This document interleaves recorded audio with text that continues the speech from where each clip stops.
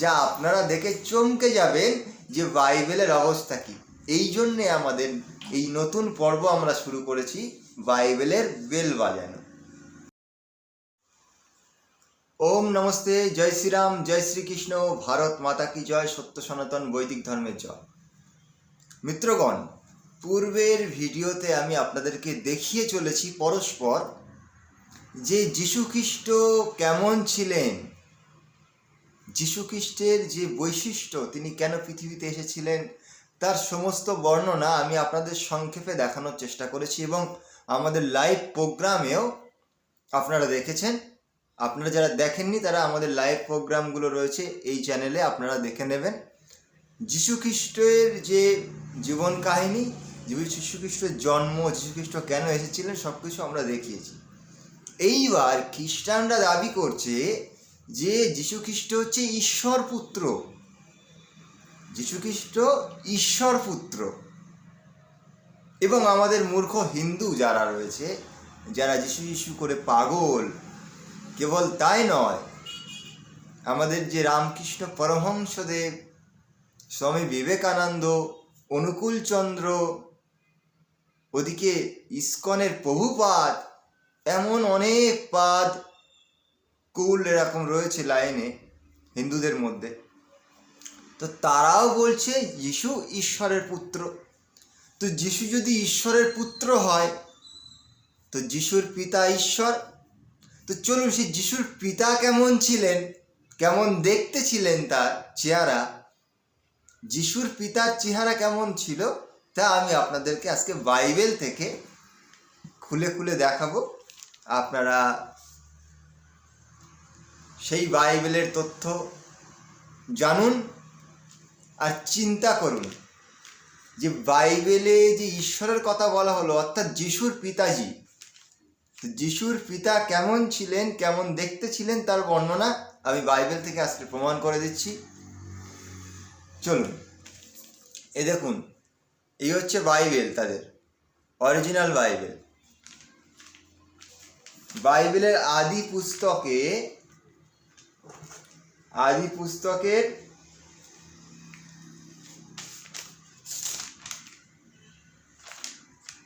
একেবারে শুরুতে, আদি পুস্তকের প্রথম অধ্যায়ের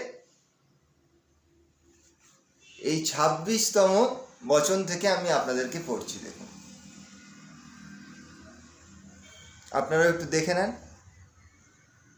আমি আপনাদেরকে আবার পড়ে শোনাচ্ছি। দেখুন, পরে ঈশ্বর কহিলেন, এখানে একটু ধ্যানপূর্বক শুনবেন। পরে ঈশ্বর কহিলেন, আমরা আমাদের প্রতিমূর্তিতে, আমাদের সাদৃশ্যে মনুষ্য নির্মাণ করি, আর তাহারা সমুদ্রের মৎস্যের উপরে, আকাশের পক্ষীদের উপরে এবং পশুগণের উপরে, সমস্ত পৃথিবীর উপরে ও ভূমিতে গমনশীল জাতীয় সরীসৃপের উপরে কর্তৃত্ব করুক। তো এখানে হচ্ছে সৃষ্টির বর্ণনা করা হয়েছে। তো সৃষ্টির বর্ণনা, অনেক কিছু সৃষ্টি করলেন, সেই বিষয়ে আমি আর আপনাদেরকে দেখালাম না, সেও অনেক হাস্যকর বিষয়, মানে বাচ্চারাও হাসবে সেই সৃষ্টির বর্ণনা শুনলে। তো সমস্ত সৃষ্টি যখন তার হয়ে গেছে, এবার মানুষ সৃষ্টি করছে। এবার মানুষ সৃষ্টি করার সময় ঈশ্বর বলছে, আমরা আমাদের প্রতিমূর্তিতে, আমাদের সাদৃশ্যে মনুষ্য নির্মাণ করব।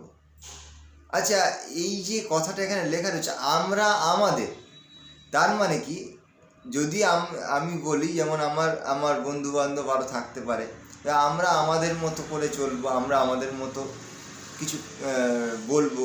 এই আমরা আমাদের মানে কি? যে আমি একা নই, আমরা অনেকে আছি। তো এখানে যীশুখ্রিস্টের পিতাজি যে ঈশ্বর, সে বলছেন আমরা আমাদের প্রতিমূর্তিতে, আমাদের সাদৃশ্যে মনুষ্য নির্মাণ করব। তার মানে যিশুর পিতা কিন্তু একজন নয়, যিশুর পিতা কিন্তু অনেক। আমরা বলা হয়েছে এখানে দ্বিবচনও হতে পারে, বহু বচনও হতে পারে, কিন্তু এক বচন তো নয়, কেননা আমরা বলা হয়েছে। তো যিশুর পিতা কিন্তু একজন নয়, এটা আপনারা শুনে রাখুন, আর আমি বাইবেল থেকে প্রমাণ দিচ্ছি। তো যিশুর পিতা যে ঈশ্বর, যে খ্রিস্টানদের ঈশ্বর, সেই ঈশ্বর একজন ঈশ্বর নয়, ঈশ্বর অনেক ঈশ্বর। তো এই জন্যে সে বলছে যে আমরা আমাদের প্রতিমূর্তিতে, এইবার এখানে মজার বিষয় দেখুন, সেই ঈশ্বর বলছে আমাদের যেমন দেখতে ঠিক অবিকল তেমন দেখতে আমরা মানুষ সৃষ্টি করব। তারপরে কি লিখছেন দেখুন, ঈশ্বর আপনার প্রতিমূর্তিতে মনুষ্য সৃষ্টি করিলেন, ঈশ্বরের প্রতিমূর্তিতে তাহাকে সৃষ্টি করিলেন, পুরুষ ও নারী করিয়া তাহাদিগকে সৃষ্টি করিলেন। তাহলে এখানে ধ্যান দেওয়ার বিষয় দেখুন, ঈশ্বর আপনার প্রতিমূর্তিতে মনুষ্য সৃষ্টি করিলেন, তার মানে আমরা যে মনুষ্য, আমাদের যেমন দেখতে ঈশ্বরকেও তেমন দেখতে। ঈশ্বর প্রথম যে মনুষ্য সৃষ্টি করলেন তার নাম রাখলেন আদম। তো সেই আদমকে তিনি ঠিক যেমনভাবে তৈরি করলেন, যেমন রূপে যেমন দেখতে, ঈশ্বরকেও তেমন দেখতে। কেননা ঈশ্বর নিজের প্রতিমূর্তিতে নিজেকে যেমন দেখতে একেবারে অবিকল তেমন দেখতে মনুষ্য সৃষ্টি করলেন, বাইবেল বলছে। দেখুন দেখুন বাইবেলে লেখা রয়েছে, দেখুন বাইবেল বলছে পরিষ্কার যে তিনি তার যেমন দেখতে, মানে যীশু খ্রিস্টের যে পিতাজি, প্রত্যেক খ্রিস্টান এবং হিন্দুদেরকে খুলি চুনতি এই বিষয়ের ওপরে, যেই মানুষের যেমন দেখতে বাইবেলের ঈশ্বরের তেমন দেখতে, যীশু খ্রিস্টের পিতাজি তেমনই দেখতে। এইবার মানুষের মতোই তাকে যদি দেখতে হয়, কতটা হাস্যকর বিষয় দেখুন, কতটা হাস্যকর বিষয় এবার আপনাদেরকে একটু খুলে বলি। যদি অবিকল মানুষের যেমন দেখতে তেমনই যদি ঈশ্বরের দেখতে হয়, কেননা ঈশ্বর এখানে বললেন যে আমার যেমন দেখতে যেমন প্রতিমূর্তি আমি অবিকল তেমন মানুষকে সৃষ্টি করছি। তো তাহলে তেমনই যদি সৃষ্টি করে থাকে, যদি প্রথম মানুষকেও ধরি আদম, তো আদমের শরীরের যে ধরনের আচার আচরণ, আমাদের এখনও সেই ধরনের আচার আচরণ। কেমন? আমাদের ক্ষুধা তৃষ্ণা আমাদের অবশ্যই লাগবে। কেবল তাই নয়, আমাদের শৌচ এবং মূত্র এ কর্মগুলো তো করতে হবে। তার মানে ক্ষুধা তৃষ্ণা, এই যে মূত্র শৌচ এগুলো তো করতে যখন আমাদের হবে, তো তাহলে অবিকল ঈশ্বরেরও তাই করতে হয়। তাহলে বাইবেলের ঈশ্বরের পায়খানা করার প্রয়োজন পড়ে, বাইবেলের ঈশ্বরের মূত্র ত্যাগ করার প্রয়োজন পড়ে, এবং বাইবেলের ঈশ্বরের প্রচণ্ড ক্ষুধাও লাগলে তার খেতে হয়। আর এই যে বাইবেলের ঈশ্বর যে খায় দায়, তারও প্রমাণ আমি সামনের ভিডিওতে আপনাদেরকে দেখিয়ে দেব। তো বাইবেলের ঈশ্বর হচ্ছে ক্ষুধা তৃষ্ণায় একেবারে জর্জরিত অবস্থা তার, কেননা মানুষেরও তো একই অবস্থা। মানুষ যেমন সুখ দুঃখের মধ্যে ডুবে থাকতে হয় তার শরীরের কারণে, তো তার মধ্যেও সেই সমস্যা হবে। যেমন অত্যন্ত ঠান্ডা লাগলে আমরা কি করি, আমরা জ্যাকেট পরি, চাদর পরি। কেন? কারণ আমাদের শরীর, এটা শরীরে বেশি ঠান্ডা লাগলে আমরা সহ্য করতে পারবো না। তো বাইবেলের ঈশ্বরেরও সেই একই কন্ডিশন হবে, কেননা সে তো তার অবিকল আমাদেরকে বানিয়েছে, তো আমাদের অবিকল সে হলো। তাহলে আমাদের যে শীত উষ্ণ সমস্যা হবে তারও তাই হবে। তো তাহলে এমন যে ব্যক্তি হবে, সেই ব্যক্তি কি ঈশ্বর হতে পারে? যে এই যে বিশ্ব ব্রহ্মাণ্ড, এত বড় জগৎ, এই এত বড় জগৎকে যিনি চালনা করছেন, তিনি মানুষের মতো চেহারা হতে হবে? তো হাস্যকর ব্যাপার। এই জন্যে বেদ বলছে ঈশ্বর নিরাকার সর্বব্যাপক। এই জন্যেই মন্ত্র এসছে যজুর্বেদে, ঈশাবাস্যমিদং সর্বম ইয়ৎকিঞ্চ জগত্যাম জগৎ তেন ভুঞ্জিতা মা গৃধা কস্যু সিদ্ধনম। অর্থাৎ ঈশ্বর সব জায়গায় ব্যাপ্ত হয়ে রয়েছে, এমন কোনো জায়গা নেই যে ঈশ্বর সেখানে নেই। এই জন্যে এই সমস্ত জগৎকে তিনি নিপুণভাবে চালনা করছেন। তাহলে চিন্তা করেন, এখানে বেদ বলছে কি, যে ঈশ্বর প্রত্যেক কোণে কোণে ব্যপ্ত হয়ে রয়েছেন। এই জন্যে তিনি প্রত্যেক এই যে সৃষ্টির যে নির্মাণ অবস্থা আমরা দেখতে পাচ্ছি, এই যে জগৎ বিশ্বব্রহ্মাণ্ড নিপুণভাবে চালনা হচ্ছে। একটা সূর্য আর একটা সূর্যের গায়ে গিয়ে ধাক্কা খাচ্ছে না, একটা গ্রহ আর একটা গ্রহের গায়ে গিয়ে ধাক্কা খাচ্ছে না। এই যে নিপুণভাবে সুন্দরভাবে চলছে এবং জীবাত্মা যেমন কর্ম করছে তার তেমন ফল প্রদান করছেন। এই যে নিপুণ ব্যবস্থা, এই ব্যবস্থা বলতে গেলে অনেক সময় লাগবে, আপনাদেরকে আমি সংক্ষেপে বলছি। তো এত সুন্দর নিপুণ ব্যবস্থা যিনি করেছেন এবং যিনি চালনা করছেন, তিনি কি এরকম শরীরধারী কোনো ব্যক্তি হতে পারে?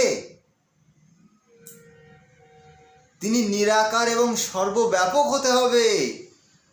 কিন্তু বাইবেলের ঈশ্বর সে তো ক্ষুধা তৃষ্ণাতেই জর্জরিত হয়ে রয়েছে, সে কিভাবে ঈশ্বর হতে পারে? এই জন্যে এটা অবশ্যই আমাদের এই বাইবেল থেকে আমরা এই সিদ্ধান্তে আসতে পারি যে এই যে বাইবেলে যাকে ঈশ্বর বলা হচ্ছে সে ঈশ্বর নয়, সে এই যে বাইবেল যেখানে সৃষ্টি হয়েছে সেই জঙ্গলি মানুষদের মধ্যে একজন একটু বুদ্ধিমান মানুষ ছিল। সে জঙ্গলি মানুষদের উপরে রাজত্ব করত, তাকেই ঈশ্বর বলে দেওয়া হয়েছে, তাকেই ঈশ্বর বলে দেওয়া হয়েছে। এই জন্যে মহর্ষি দয়ানন্দ সরস্বতীজি সত্যার্থ প্রকাশে একটা কথা লিখলেন যে যে দেশে বৃক্ষের অভাব রয়েছে, মানে বৃক্ষ নেই, সেই দেশে ছোট্ট যদি একটা চারা গাছ হয় সেটাকেও তারা অনেক বড় বৃক্ষ বলে মনে করে। তো এই অবস্থা হয়েছে সেখানে তো জ্ঞান বিজ্ঞান কিছুই ছিল না। জঙ্গলি মানুষ, তারা কি পোশাক পরতে হয় সেটাও জানে না। তো সেখানে একজন চালাক কোনো ব্যক্তি তাদের উপরে শাসন করেছে, তাকেই তারা ঈশ্বর বানিয়ে দিয়েছে। সেই পরিণতি হচ্ছে বাইবেল। তো এই হচ্ছে বিষয়, আপনারা বুঝতে পারছেন। এর পরবর্তী ভিডিওতে আপনাদের সামনে আরও এমন এমন তথ্য আনবো যা আপনারা দেখে চমকে যাবেন যে বাইবেলের অবস্থা কী। এই জন্যে আমাদের এই নতুন পর্ব আমরা শুরু করেছি, বাইবেলের বেল বাজানো। ধন্যবাদ, সকলে ভালো থাকবেন, সুস্থ থাকবেন এবং আপনাদের কাছে হাত জোর করে অনুরোধ করব সত্যকে গ্রহণ এবং অসত্যকে পরিত্যাগ করুন। তাহলে আপনি এবং আপনার পরিবার এবং আপনার ভবিষ্যতে যে সামনের যে পিঢ়ি আসছে, অর্থাৎ সামনে যে সন্তান সন্ততি নাতি নাতনি, তাদের জীবনও সুন্দর হয়ে উঠবে যদি আপনি সত্যকে গ্রহণ এবং অসত্যকে বর্জন করেন। ধন্যবাদ।